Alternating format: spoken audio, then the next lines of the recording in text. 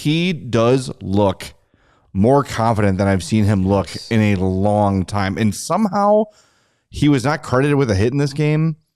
He was putting the body on people as often as he could, either going into a corner, tying up a stick. He just looks like he believes in himself for the first time. And I don't know what changed, but something has changed with Kevin Korchinski from his last call up right after the Olympics to now, where and maybe it's just a realization of, oh, I've got a handful of games left to prove that I deserve to be here next year. And I've got a lot of competition standing in my way of being part of this team. And I don't maybe want to go through waivers because I don't know where I'm going to end up. And I like being a Blackhawk, so I'm going to do everything I can to keep it. I love that. And I really like that he's responded well to it. The minutes have gone up. And just, I said it the other night, it looks like he's playing on his toes instead of his heels. Very confident with the puck. Saw him make a couple more stretch passes this evening where, you know, he just looks up quickly, boom, puts the pass on a tape. Yeah. There were 3 or 4 moments. You talked about those little small things that the team did very well tonight. Korchinski for sure. I said, man, nice pass. Like just a little thing that makes a difference between the Kraken getting the puck back and going the other way, or it just being out of the reach of a teammate and you know, stopping a good shift and creating a scoring chance. And I think Kevin, for the most part, since his call up has been, I would imagine, if we're looking at Jeff Blashill's like pluses and minuses, heavy on the plus side. Yeah, I would think so. And yeah, like he's since he's been back up, Blashill's even admitted like he's basically sheltering him, but like when you have him out there on the ice, he's not killing you, and he's, like you just said, like he's making net positive plays. And these last couple of games, like he's been skating confidently, he's been playing with speed, like he's starting to look like a more well-rounded defenseman that we wanted to see from the guy that was picked 7th overall, where it was just like, oh yeah, like that skating ability is a difference maker and sets him apart from, you know, the other defensemen and makes him stand out when he's on the ice. That speed and that, you know, ability to jump into a play and make something happen. There were a number of times where, you know, he was in the offensive zone today and made some really good passes and just some smart plays. And then, the setup for the Boisvert goal was like, he could have easily just been like, oh, I'm going to try and score here. And he knew that he didn't really have a great, like, wasn't in a great position to have a quality scoring chance. And it was just a very heady play and a really skilled play to just kind of like tuck it around and drop it off. And Boisvert was able to bury it. So like, you see that from a guy like Korchinski, who there's just been a lot of like, we're waiting for him to kind of turn that corner. Waiting for that moment. These last few games have felt like a sign of like, okay, I think he's starting to kind of get it.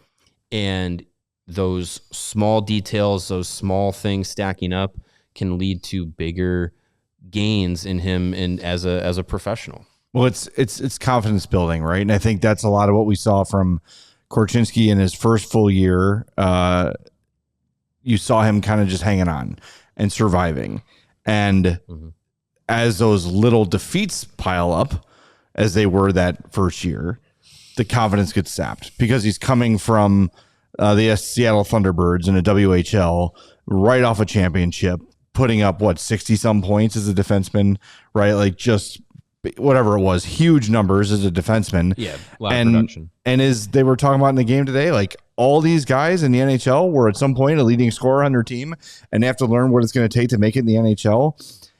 These little victories we're talking about, that grows the confidence. Just as the defeats hurt him, the victories are helping him. And he's seeing like, all right, it's finally slowing down for me. I can finally play the game that I would have been able to play in Rockford to 2 consecutive All-Star appearances, and that I played in Seattle that made me a first-round pick, right? Like, he's finally getting those results at the NHL level. And look, he's not lighting it up. It's not like he had a 5-point night or anything like that. But when we're watching him play since he's been in, I'm struggling to find a moment where I was like, oh, God. Yeah. I feel like everything's been either a break even or a positive for Korchinski. Yeah.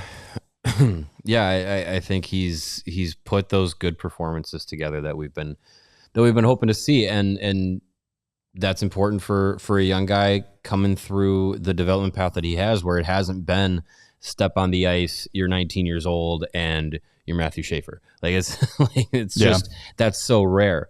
And he went through growing pains and he went through a lot of, the development process. And also like that first year, off the ice, you lose your dad, like unexpectedly. Yeah. Not that it's easier if it's expected, but still. But it's still suddenly, just like, that's just such a tumultuous year of his life, turning pro and being in that environment and everything and having that happen with his family. It's just like, there's not a linear path to development. And some guys, it's going to take, a lot shorter path to find out like, oh, this is what works for them as a pro. And they're thriving. And other guys, it takes a lot of trial and error. And I think with Korchinski, like this is a good opportunity to kind of take these last few games and take advantage of an opportunity. Like Matt Grzelcyk got hurt and they needed him to come up and play, and he's taken